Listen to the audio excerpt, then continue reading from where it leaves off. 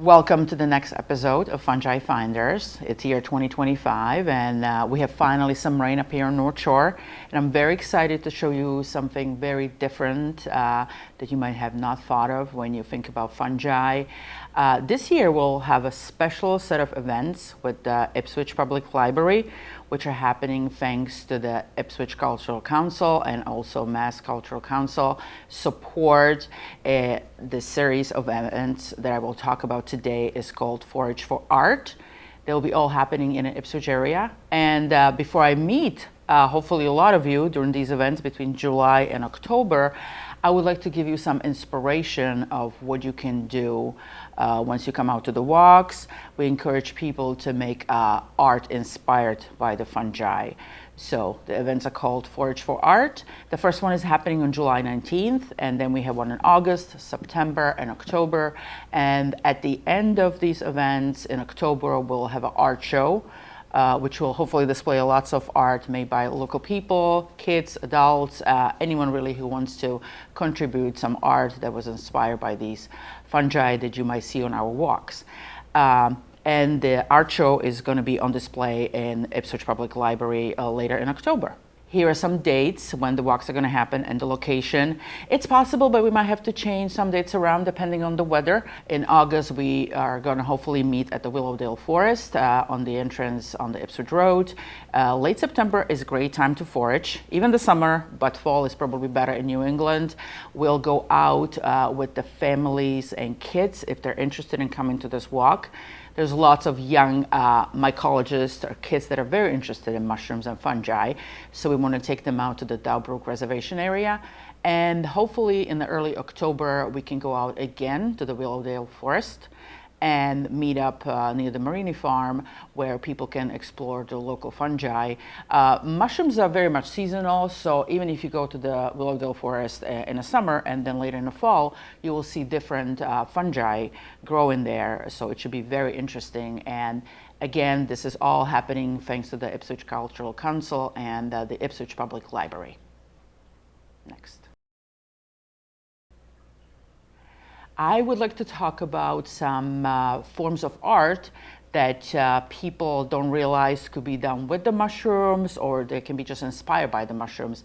I would say the easiest art that anyone can make is something called spore print, which actually mycologists use to ID certain types of mushrooms.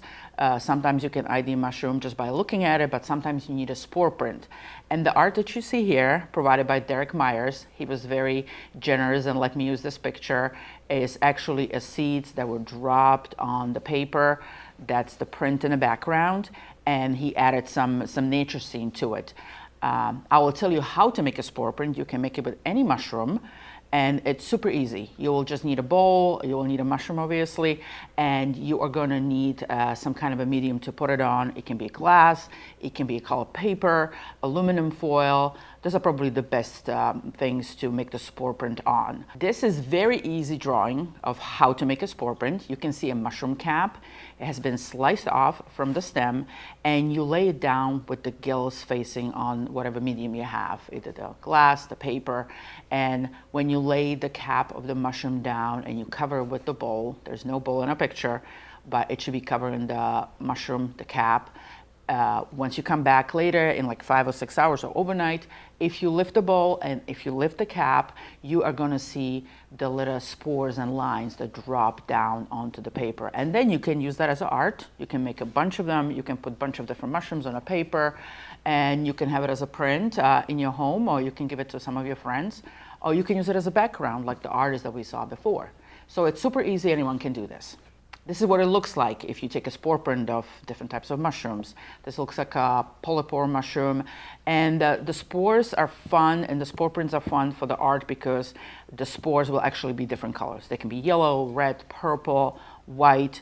So if you use a different color paper, it will have a kind of a different kind of effect that you can see. And as I said, any mushrooms will give you the spore print.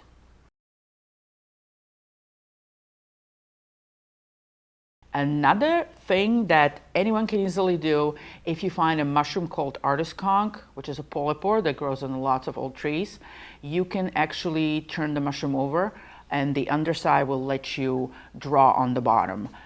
You can take a toothpick, a nail, a pencil or something, and just carve a little design to the bottom of the mushroom. This one is from my friend Dina Thomas from the Rhode Island Mycological Society, and she drew a farm where they do lots of fungi events on this mushroom. And the fun thing is that if you draw that design on a mushroom like this, the artist conch especially, it will stay on it forever. So you can let it dry and you can display it in your house. I like to do this with the kids. Super easy. You can actually draw on the mushrooms, which lots of people don't realize. Here's something that I did. I have a box of chanterelles and a lobster mushroom, and on the left side you can see the Essex Forage's little drawing I did on a reishi mushroom, which is a great medicinal fungi, and someone else did drawing of the little porcupine or hedgehog.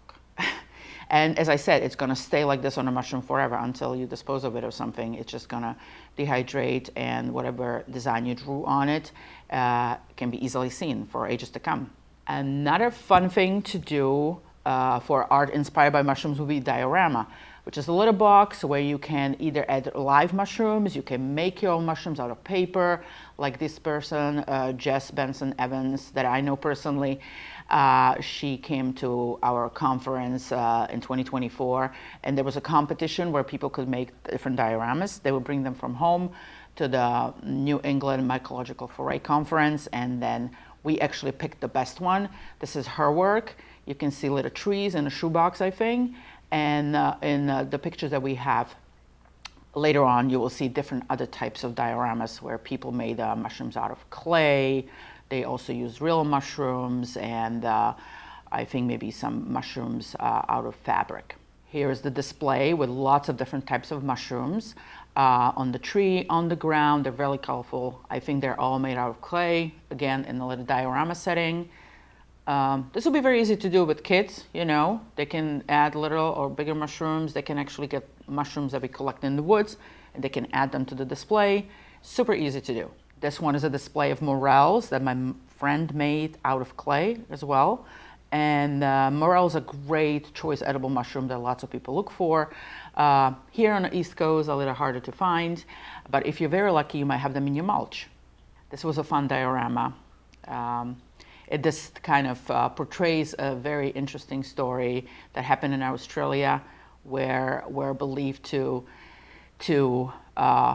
know that a woman actually poisoned her in-laws, and this was supposed to be a scene from a play where one of the Mushroom Club members made a little diorama of the play, Act 1, Scene 1, preparing the mushroom dinner, mushroom feast. So if you look very closely, everything on this kind of little diorama has mushrooms on it. The lady is wearing a mushroom dress, the tablecloth has mushrooms on it, and they're little mushrooms that are very accurate. If you look at the table, she has a knife there and a basket full of different types of mushrooms. And the one next to her hand is actually deadly poisonous mushrooms that this woman actually used in a dinner for some people and didn't end up so well. But it's very accurate, I have to say. So dioramas are super easy, even maybe easier for lots of other people will be painting a mushroom, or if you take some wonderful photographs that you want to share with us during this art show, that would be wonderful. Very easy to paint any mushrooms. You can have mushrooms that are made up, but you can also draw a real mushroom like this one called Amanita muscaria, which is the classic Mario mushroom that you have seen in games and other places where Super Mario goes. This one is by Donna Lyons. She was very kind to let me have this picture and share it with you. And there's other paintings. There are other artists that paint mushrooms. They add them to the books or postcards. So this will be, again, very easy to do for anyone. Here we have more art by Lindsay Bluens. She's the artist from Massachusetts. And Anya Alford has drawn on the right side some mushrooms that are actually glowing in the dark. They also seem to glow in the picture. There are some specific mushrooms, and lots of them will actually glow in the dark. If you go out at night, well, it will have to be really dark, but if you bring the mushrooms from outside home and you put them in like a dark closet, if you look at them, you can actually see a little glow on them. They're bioluminescent, and they actually use that special ability to attract the nighttime insects, so they can come to them and they can sit on the mushrooms, eat them, and help them spread the spores. So it's kind of like a extra superpower that they have that helps them spread their spores. One last picture here is again by Lindsay Bluens, and this is a drawing of Agaricus mushroom, which is also called pink bottom, which is actually a wild ancestor of the button mushroom from the grocery store. It's really beautiful. You can see the underside of it, the gills that are actually kind of pink. That's where the name comes from, the pink bottom, because the gills are usually pink when they're young. And it's very common here in New England. You can find it in the lawns. Very interesting thing that lots of people don't realize is that if you have some mushrooms, you can actually dye yarn or fabric with them, make a different type of textile art. All of these yarns that you see are colored or dyed by different types of mushrooms. And I will have a little slide that tells us about what mushrooms are good for what colors. You can see like a scarf that someone made. These are all done by a lady named Arlene Bissett. She's famous for dyeing yarns and fabrics with the fungi. She published many books about this topic. So if you're interested in learning how to dye different colored yarn with different types of mushrooms, you would have to look for her books. She has also classes about this, and she was very kind and let me use all these pictures of her art. Some people will also knit different types of projects. I have lots of hats with mushrooms, so if you want to go ahead and make some kind of a knitted piece for the art display, that will be wonderful. Other people will add mushroom fabric to different types of clothing, like this jacket that I have with wonderful mushroom print. So there's lots of avenues for the textile art. I will also show you some embroidery later on. But here we have more. I believe these are made out of felt little mushrooms that my friend made for me. And a next slide, I think, shows us, yes, this is going to be the slide about different types of mushrooms, or the information about what mushrooms produce which colors if you want to dye fabric with them. These are all very common here. The top one, Cortinarius, is very easy to find. If we go on a walk and we find it, I will point it out to you. You can take it home and you can dye fabric with it, or if you have any yarn. The bottom one will turn the yarn or the fabric brown, tan, black.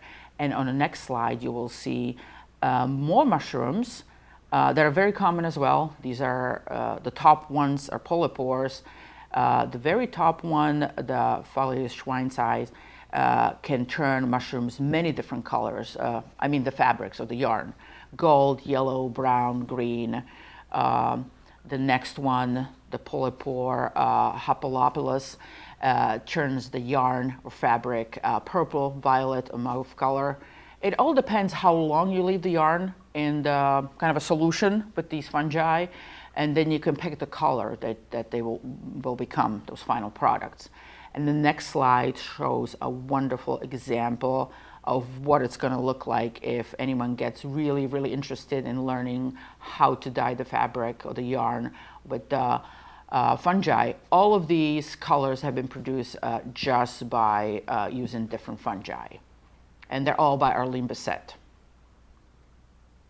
This is something I am looking forward to. I think I want to try to make my own piece, which would be embroidery of some type of a mushroom.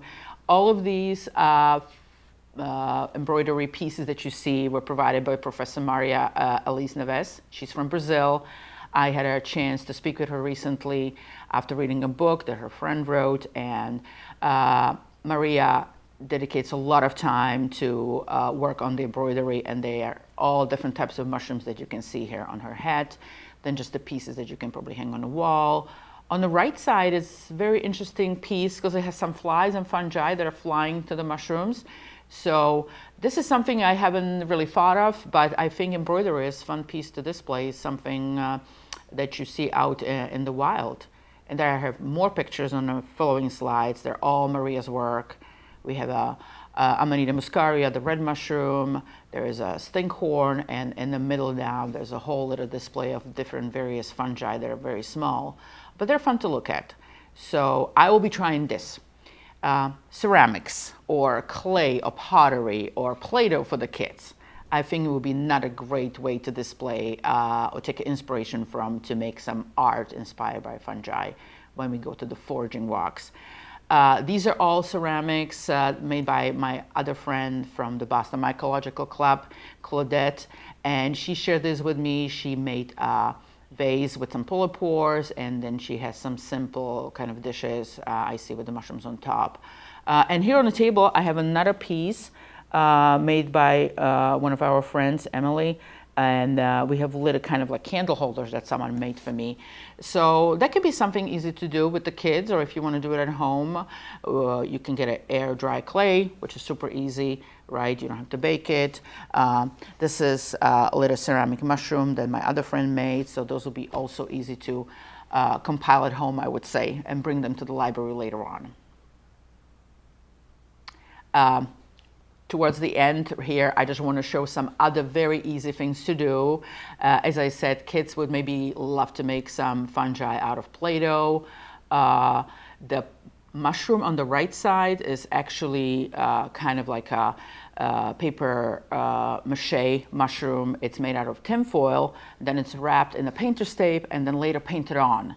So it's super easy. It's made by our son, and the picture in the middle actually shows something called like a sun print. When you take a paper, it's dark blue, and whatever plant or anything that you put on it and you leave it out in the sun just for like a couple of hours, I think, it will kind of bleach out the paper that's around the object, and whatever you put on is going to stay white. So you can put ferns on it, you can put the different types of mushrooms on it, and I think it makes a nice art piece. Lots of people will make art for the gardens as well as something that's sorted. Fungi art, I think we see it on the next slide. People grab vases and bowls and just turn them upside down, and you have little mushroom statues for your garden. You could make a lamp like that too if you want to. I like the amanitas as a little displays for the garden, ceramic mushrooms. Here's a fabric art made by one of the ladies that I have spoke with, and I think it's like a display that you can hang up in your house. It's very intricate. It seems like a sculpture almost out of fabric. And I think the last picture that we have is the mushroom that I showed you before, the paper mache out of the tinfoil, covered in the tape, and then later painted on. So this is just some examples of what kind of art you can make. I have lots of friends to thank for, all the artists that let me use their work. Derek Myers, Dina, and then we have people from NEMF, also people that made some of these things that you see on the table.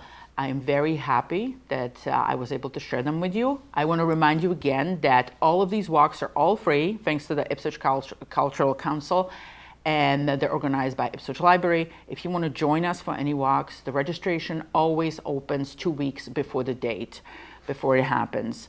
And you just need to register with the library, and they will give you the location where we meet you. And I hope to see you out there on my walks. And later, I can't wait to see all the art that you made inspired by the fungi. So I will see you hopefully soon at one of the walks.